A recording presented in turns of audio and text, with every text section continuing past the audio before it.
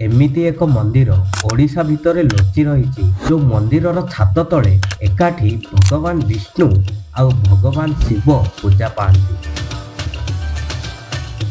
किंतु मु विश्वास करुछि आपण मानक मझिरु बहुत कम लोक ही यह विषय जानिथिबे। किंतु आपण चिंता करंतुनी, मु अछि ना ए मंदिर हिस्ट्री आ मिस्ट्री सब किछि कहबा पाई।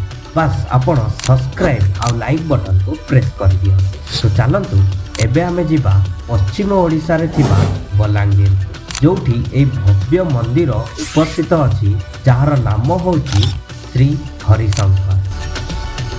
रुहंतु मंदिर विषय तो जानिबा, किंतु तार आगरु ए मंदिर जो पहाड़ ऊपर उपस्थित अछि से पहाड़ को रामायण सहित कनेक्शन अछि। तो एटा होछि गंधमर्दनी पहाड़।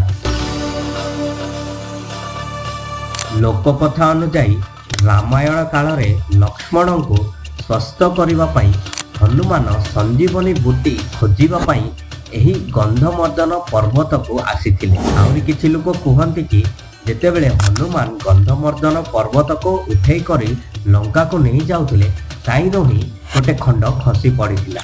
सेटा कोन भी हेई थाउ, किंतु फैक्ट होची ए पहाड़ ऊपर 2200 रो भी अधिक प्लांट स्पीसीज अछि, आउ ताइरो अनेक औषधीय गछ अछि। आहुरी बहुत प्लांट्स ऊपर एबे भी रिसर्च चलीछि। सिंपल रे कहिबाकू गले गंधमर्दन पर्वत एक औषधीय वृक्षर भंडार। खाली सेतिके ही नाही, এই ପାହାଡ଼ରେ ପ୍ରାଚୀନ ବୌଦ୍ଧଙ୍କ ଶିକ୍ଷା କେନ୍ଦ୍ର ପରମେଳାଗିରିର ବି ଚିହ୍ନ ମିଳିଛି। ଏହା ପ୍ରମାଣ କରେ ଯେ ଏହି ସ୍ଥାନ ବହୁତ ପୁରୁଣା କାଳରୁ ଏକ ଆଧ୍ୟାତ୍ମିକ କେନ୍ଦ୍ର ଥିଲା। ତ ଏବେ ଆମେ ଜାଣିବା ମନ୍ଦିରର ପୁରା ହିଷ୍ଟ୍ରି। ହରିଶଙ୍କର ମନ୍ଦିର ପଶ୍ଚିମ ଓଡ଼ିଶାରେ ଥିବା ବିଶାଳ ଗନ୍ଧମର୍ଦନ ପର୍ବତର ଦକ୍ଷିଣ ପଟେ ଅବସ୍ଥିତ। ଏଠାରେ ସବୁଠୁ ଅଲଗା କଥା ହେଉଛି ଏହି ଗୋଟିଏ ମନ୍ଦିରରେ ଭଗବାନ ବିଷ୍ଣୁ ମାନେ ହରି ଏବଂ ଭଗବାନ ଶିବ ମାନେ ଶଙ୍କର ଏକାଠି ପୂଜା ପାଆନ୍ତି। ଏହା ଦୁଇଟି ମୁଖ୍ୟ ଧାର୍ମିକ ବିଶ୍ୱାସର ଏକତାକୁ ଦର୍ଶାଏ। ଓଡ଼ିଶା ହିଷ୍ଟ୍ରି ଫ୍ୟାକ୍ଟସ୍ ଅନୁଯାୟୀ ଏହି ମନ୍ଦିର ପ୍ରାୟ 14 ଶତାବ୍ଦୀରେ ତିଆରି ହୋଇଥିଲା। ପାଟଣା ରାଜ୍ୟର ଚୌହାନ ବଂଶର ରାଜା ବୈଜଳ ଦେବଙ୍କ ପତ୍ନୀ ରାଣୀ ଦୁର୍ଲଭା ଦେବୀଙ୍କ ନିର୍ଦ୍ଦେଶରେ ଏହାର ନିର୍ମାଣ କାର୍ଯ୍ୟ ସରିଥିଲା। ଯଦି ଆପଣ କେବେ ବି ଏହି ମନ୍ଦିରକୁ ଭିଜିଟ୍ କରିବେ ତ ଆପଣ ପୁରୁଣା ଓଡ଼ିଆ କାରିଗରୀର ଝଲକ ଏହି ମନ୍ଦିରରେ ଦେଖିବାକୁ ପାଇବେ। ହରିଶଙ୍କର ମନ୍ଦିରର ସୌନ୍ଦର୍ଯ୍ୟ ତାର ପାଖରେ ଥିବା ପ୍ରାକୃତିକ ସ୍ଥାନ ପାଇଁ ବଢ଼ିଯାଏ।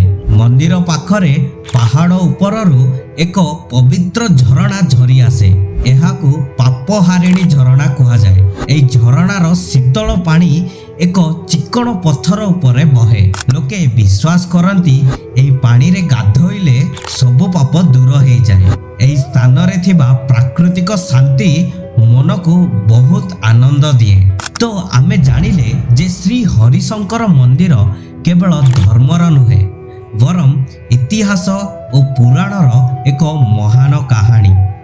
ଏଠାରେ ଭକ୍ତି, ଇତିହାସ ଓ ପ୍ରକୃତି ଏକାଠି ମିଶିଛନ୍ତି।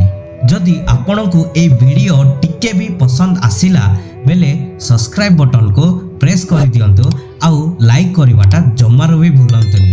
ଏହି ମନ୍ଦିର ବିଷୟରେ ଆମର ଓଡ଼ିଶାରେ ଥିବା ସବୁ ଲୋକ ଜାଣିବାର ଅଛି। ତ ନିଶ୍ଚୟ ଏହି ଭିଡ଼ିଓକୁ ଆପଣଙ୍କ ବନ୍ଧୁବାନ୍ଧବମାନଙ୍କୁ ସେୟାର କରିଦିଅନ୍ତୁ। ମୁଁ ମିଶିବି ଆହୁରି ଗୋଟେ ଏମିତିକାର ଇଣ୍ଟରେଷ୍ଟିଂ ଭିଡ଼ିଓ ସହିତ। ଜୟ ହିନ୍ଦ।